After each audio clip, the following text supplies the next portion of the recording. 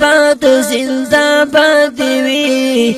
خولی سلافی خستا زوانان زندہ باد وی تلیل دخمن میدان گٹال. السلام علیکم ورحمۃ اللہ وبرکاتہ. اعوذ باللہ من الشیطان الرجیم. بسم اللہ الرحمن الرحیم. محترم و عزتمندو، اللہ دا نبی حدیث دے د منافق یو څو علامات کې یو د هغه علاماتو نه دا علامه ده اذا عاهد غدر. کله چې هغه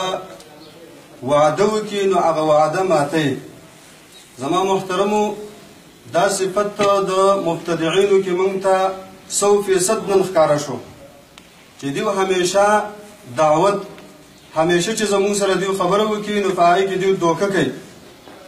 زما عزتمندو، دا خبره تاسو ته معلومه ده، یو څو ورځو مخکې دا خبره چلېدله په فیسبوک او په نیټ باندې دا خبره چلېدله د مناظرې تعین، د مناظرې اصول، دعوه جواب دعوه هغه یو ځای کې لیکلی شوي وو. د هغې نه پس بیا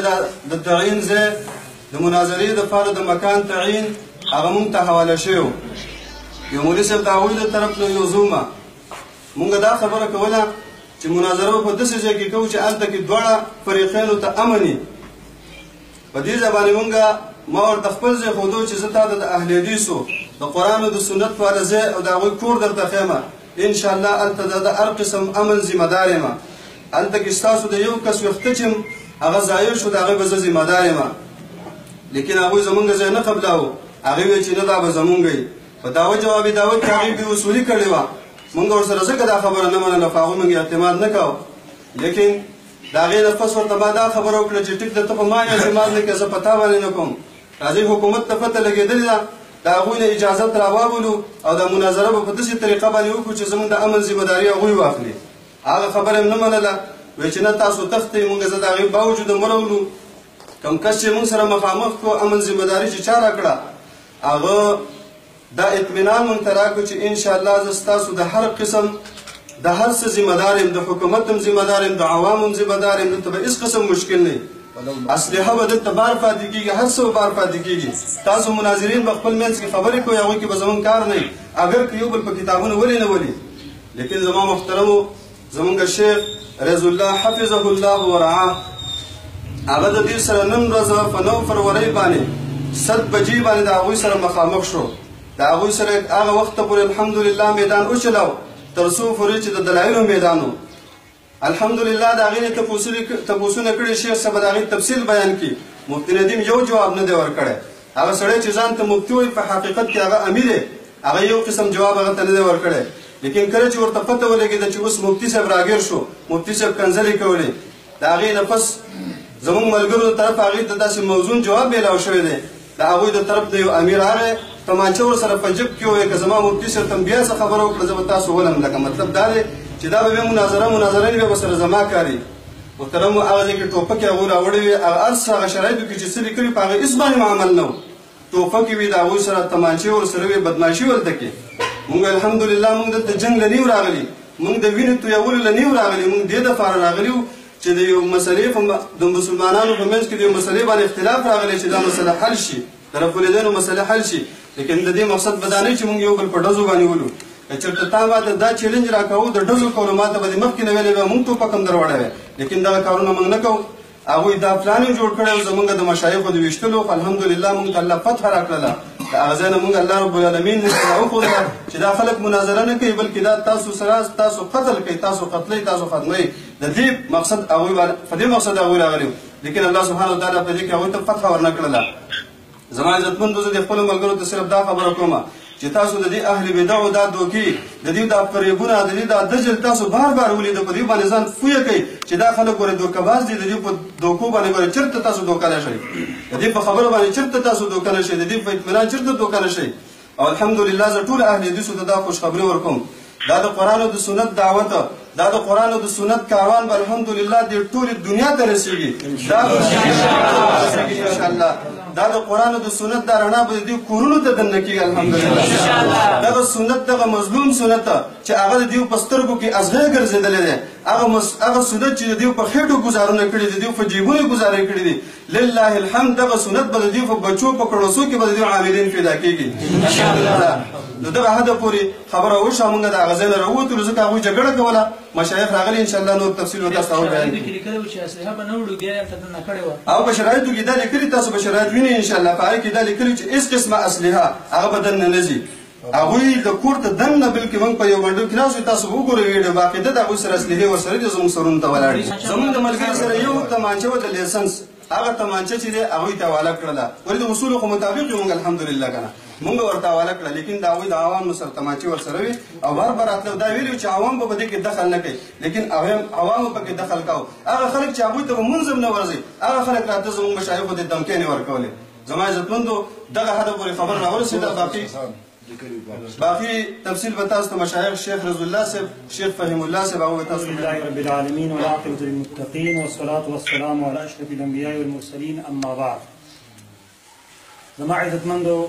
أهل حدیث ورونو تاسو ته مولوي صاحب نصر الله خبره بیان کړه الحمدلله دې مناظرې ته موږ پوره تیاری کړو او کله چې موږ د مفتي ندیم سره میلاو شو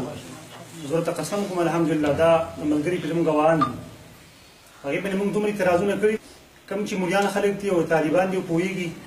هغه به دې خبرې اقرار وکړي چې انشاءالله د مفتي صاحب نه پرتوګ او جامې وتلي دي او دا ته زه په قسم سره یم والله بالله ثم تالله هلته یو مولي صاحب او تور پټکی والی او ما له نوم نه راځي زوی ځان نه کړم ما ته وایي چې مولي صاحب زه اګر که دوی بندی یم خو ته مې ډېر خوښ یم ما یې ولې زه د خپل ځان صفت نه کوم الحمدلله موږ د حق صفت کوو د قرآن موږ ستا د علمیت قایل او دا مفتي صاحب په ټکي هم خبر نه دی په ټکي الحمدلله والله العظیم که په دې خبره کې موږ دروغ وایو موږ یې قسم وکړو او دغه باس چې کله خلک وګوري انشاءالله دا باس وګوري بیا پته ولګي خو لیکن چې کله بیا موږ په مفتي صاحب باندې اعتراضونه کول هغې موږ جواب نه شو راکولی نو بیا یو جاهل راغی او دانګې په جب کې تمانچه دغه شان خودې وه او دا خبره یې وکړه که زموږ مفتي صاحب ته چا څه زیاتي خبره وکړه نو زه به د هغې سره بد عمل کوم یعنې ولم بیا په ټوپک باندې نو بیا شیخ پیم الله ورته وویل چې تاسو خو موږ ته د امن پوره ذمهواري نه ده راکړې ستاسو مقصد بل دی د دې وجې نه هغوی وسلې هم ډېر راولوي دغې هم راولي او بل کنځلې کول د کنځلې ابتدا اصل کې اول هغوی شروع کړه زموږ ملګرو ته بیا قسمه قسم الفاظ استعمالول دارنګې زموږ مشایخو لوڼې وې چې کوم دی یادولې تاسو به هر څه انشاءالله وایي نه هغه ویډیو به راوځي خو زموږ بعضې ملګري ډېر زیاته جلدي کوي چې کله هغه باس سړی وګوري هغه ته پوره پته ولګي نور الحمدلله هغوی ته دوی بندیانو ته هم پته لګېدل د ټول ته پته لګېدل ما ورته وویل موږ به زونه اعتراضونه وکړه ما ورته دا وویل چې الیس منکم رجل رشید په تاسو کې یو مجیب او جواب ورکوونکی نشته دی والله لازم که زه په دې باندې خفه یم چې دوی بندیان ځان ته علما وایي او په دې کې مخکې ډېر علما تېر شوي دي خو لیکن مفتي ندیم د ځان سره یو څو ټوپکمار ساتلي دي والله لازم چې څه مقصد یې پته نه لګي په علم باندې خو ککړ نه دی د هغې د وجې نه هغوی هغه ملګری پوه کړو هغې دارنګې موږ یې دمکي راکړه او د هغې نه آواز خراب شو کې بیا جګړه ونښته او بیا هغوی موږ په زور باندې هغه کور نه راستو په خپله باندې خامخا ویډیوګانې کولې چې حدیث وتښتېده موږ به د هغه ځای نه خامخا راوتو دا ټول دروغ دي تاسو به انشاءالله تعالی حقیقت وګورئ د مفتي ندیم زیړوالی او د هغه بشره چې کوم نیغه تښتېدلې وه او کوم خاندلې او دومره کنځل به یې کول ما ته یې وویل چې کله رابند شو ما ته یې ویل ته دې ونې زه تا شفیق ډاکټر له بوځمه ما ورته ویل په کامبټ کې زه ډاکټر له بوځمه دا خبره وکړه بیا مې ورته وویل چې ما یې زه تا بله بوځم کور داسې مدرسې ته مې تا ته زه تحصیل المنطق شروع کوم ټولې خبرې ټیم شوي دي خو زموږ اهل حدیث ملګري دا شی کوي چې یو شی هغوی نشر کړو بس هغې پسې ورپسې شه که تاسو شی نشر نه کړو دا مانو که دا مانو کړو لکه سوال پکار دی انشاءالله قاري صاحب به د هغه د بېګله ترتیب ورکوي پوره مناظره به شایع کېږي موږ د ځان صفت نه کوو بلکې موږ د حق صفت کوو او باقي خبره به تاسو انشاءالله شیخ پیم الله وکړي موږ د دیوبندیان نه په هېڅ یو میدان باندې پاتې کېږو نه د دیوبندیان سره څه دي والله لازم نه په فنونو پوهېږي نه په علوم پوهېږي او په قرآن او په حدیث باندې خاص هم نه پوهېږي صرف والله اعلم څه بل یو کار ته کار ویلی دی هغې نه مونږ خبر نه یو او هغه ټول ماشاءالله خلک یې راویستي والله موږ دا خبرې نه شو کولی خو دا هغه خلکو کار یې بل ته کنځلې کول ته داسې ته داسې شیخ امین داسې هغه داسې دی داسې دی تاسو داسې دونه کنځلې کول والله چې کنځل مونږ په خولې باندې نه شو کولی بېنیع د عمل دی په دوی کې په خپله باندې موجود دی ځکه بل ته کنځلې کوي نو هغه بعد دې حد ته راورسېدو چې هغوی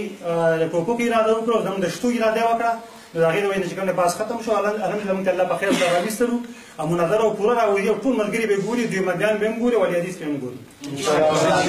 انشاءالله څو خبرې بسم الله الرحمن الرحیم څه خبرې چې وینو هغه مشایخ وکړي زه یو نصیحت په تور یو خبر وکړم چې دا د پخوانه دا خبر را روانه ده اهل حق او اهل باطل د دې په منځ کې ټکراو را روان دی او په دې باندې تاریخ ګواه دی چې همیشه د اهل باطلو طریقه دا ده چې هغوی اهل حقو سره دوکه کړې ده. صحابه کرامو سره منافقینو مشرکانو دوکې کړې وي، معاهدې ورسره کړې وي، دا معاهدې خلاف یې کړی او الحمدلله نن هم اهل حق موږ اهلیدیس د الله نه یېرېږو. ما دې ملګرو ته ویل مالدوی له خپل ځای مقرر کړي چې دلته راشي موږ تاسو له چیر او ټی درکړو، ستاسو اکرام احترام به وکړو. موږ د الله نه یېرېږو انشاءالله الرحمن که دوی موږ ته په خپل ځای کې یو سخته خبره هم کوي نو موږ به برداشت کړو، دا زموږ مېلمانه دي او د مېلمه اکرام احترام شته. د هغې باوجود بل ځای مقرر شو، هغه کور والا د دروغو د امن ذمهواري ورکړه، زه د امن ذمهوار یم. یو بل ته اشارې کولې الحمدلله زموږ سره څه تجربه شته د باز په دوران کې زه په دې خبرو باندې پوهېدم. یو ځل اشاره وشوه چې لکه ته خبره ورانه کړه، بل ځل اشاره وشوه دا چل وکړه، بیا اشاره وشوه. هغوی مفتي ندیم کې یو کار انشاءالله الرحمن دې قاري صاحب زه دا خواهش درخواست کوم چې ندیم چې کله خبرو کې ګیرېږي نو نرمې خبرې کوي، خو چې کله ورته پته ولګي چې یاره اوس زما خبره نه چلېږي نو بیا بد اخلاقي هم کوي. کوشش کوي کله په ملګري باندې لاس چې خیر دی دا دی هغه دی او کله چاله دکې ورکوي. دا زړه کې چې کوم منافقت دی که نه هغه ښکاره کېږي. بل د دې خلکو زړونه ګندنې په خوله باندې داسې الفاظ راځي کوم چې زړه کې دننه هغه په خوله باندې راځي. تاسو مناظره کې وګورئ. بل غټه مسله دې کې دا وه چې والله بالله دې خلکو موږ ته هېڅ قسم امن نه دی راکړی. دوی زموږ کوم د بېعزتۍ د وهلو او ټکولو ارادې کړې وې هغه انشاءالله الرحمن دې ویډیو کې به تاسو وګورئ چې بر مشینونه مشین والا لاندې راځي کنځل کوي فلان او فلان فلان عالم تماشې والا کنځل کوي. کسان لیدلي چې باره باره کسان دی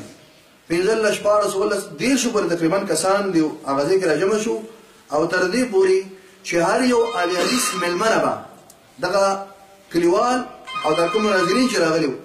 دوه کسان به د یو ولایت څخه راتاوېدل او داسې دکې به ورکولې ته دا شو دا شو دا وکړو مناظره کوي که نه کوي مناظره هلکه چې موږ مناظره نه کولې موږ د پېښور نه او د باجوړ نه او تنګا بنګا نه چې راتېر شو دلته بېګا شپه هم داسې تېره کړه مطالعه هم کوله او ګنټه دوه خوب هم وکړو او سهار هم وختي چې څنګه ټایم داخل شو مونځ هم وکړو او بلې تورې تیاره باندې موږ 9 بجو هلته دا نڅولو موږ مناظرې نه چېرېدې موږ دا کار نه کولو او دومره همبار کتابونه هم لګولي او شیخ صاحب ورته ویلي زما 21 معارضې دي تقریبا یو لسې پکې کړې وې په هغې باندې لیکدار راغی هغې ته پته وکړه د 21 وکړي نو بیا خو زموږ نور هم شیخ صاحب الفاظ ډېر وویل خو زه وایم چې کمیس یې وتی او نور پاتې و ده صرف لس معارضې کړې وې لس د هغې جواب یې نه دی کړی جواب ګرانه خبره ده زه په دې خبره دعوې سره دا خبره کوم او ښه یقیني کوم د الله بدر او کرم سره چې د شیخ صاحب کم الفاظ ویل کم اصلاحات ویل دا ندیم په هغې باندې پوهېدو هم نه جواب لري خبره شیخ په هغې باندې نه پوهېدل. نو بهرحال خلاصه د خبره دا ملګرو ته دا یو خواست دی خپل دعوت چلوئ موږ دا غواړو چې مناظره دې وشي. مناظره خو د دلیل نوم دی ته هم دلیل پېښ کړه زه هم دلیل پېښ کړم که ستا خبره حق وه زه به تا ته رجوع کړم که زما خبره حق وه ته به ما ته رجوع کړي. مناظره خو د جنګ جګړو د سوک سپېړو د کنځلو د ټوپکو نوم خو نه دی دې ته خو جنګ وایي دا خو مناظره نه ده. نو اول خو مناظره پکار نه زه دا ملګرو ته وایم بالفرض که یو سړی تاسو مجبوروي او مناظره راسره کوي نو په خپل ځای کې مناظره کوئ او که په بل په ځای کې مناظره کوئ نو چې ښه یقیني امنني درکړی یقیني نو هېڅکله دې غلطۍ تاسو شکار نه شئ. دا زما یو نصیحت دی ملګرو ته هېڅکله به دې خلکو باندې اعتماد ونه کوي. اس تاسو نه تپوس کوم یو سړی زما د عقیدې دشمن دی زما او یو سړی د الله نه نه یېرېږي یو سړی د الله د رسول دشمن دی نو په هغه باندې اعتماد پکار نه دی پکار هېڅکله به داسې خلکو باندې اعتماد ونه کوي. واقول قولي هذا استغفر